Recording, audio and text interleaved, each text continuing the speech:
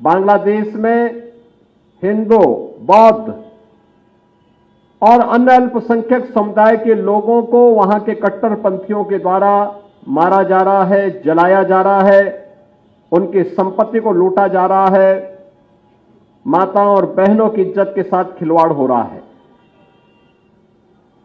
मैं जानना चाहता हूं कि स्थितियां क्यों आई। याद करना, ये जिन्ना का जिन जब तक इस धरती पर रहेगा तब तक इस प्रकार की अराजकता लगातार डसती रहेगी, गरीबों को, वंचितों को, शोषितों को। और यही दृश्य हम वहां देख रहे हैं जो पाप 1947 में देश के विभाजन के रूप में हम सबके सामने आया था। आज उसका एक बदसूरत रूप फिर से हमारे सामने बांग्लादेश के रूप में है। ये जितने भी लोग वहां हिंदू मारे जा रहे हैं या बौद्ध मारे जा रहे हैं, ये सभी दलित तबके के हैं।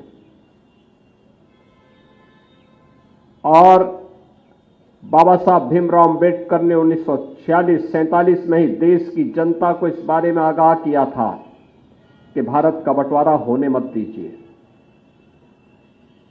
और अगर होता है तो फिर आर पार की लड़ाई, आर पार की व्यवस्था हो जाए।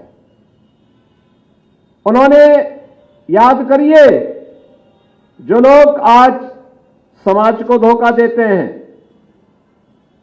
झूठा प्रलाप करते हैं, उन्होंने उस समय भी जब हैदराबाद के निजाम के इस रजाकारों के द्वारा दलितों के गांव जलाए जा रहे थे, उनका शोषण हो रहा था, उन पर अत्याचार किया जा रहा था, तब बाबा साहब भीमराव अंबेडकर ने खुला पत्र लिखा था हैदराबाद के निजाम की रियासत के सभी दलितों के लिए। उन्होंने कहा था, अत्याचार हो रहा है, निजाम की रियासत को छोड़ करके तुम शेष भारत में महाराष्ट्र की तरफ या अन्य ओर चले आओ, लेकिन किसी भी स्थिति में अपना धर्म मत बदलना। यह संकल्प था बाबा साहब भीमराव अंबेडकर का। और स्वतंत्र 1947 से में 46-47 में जब उन्हें प्रलोभन देने का प्रयास हुआ, हैदराबाद के निजाम ने भी दिया,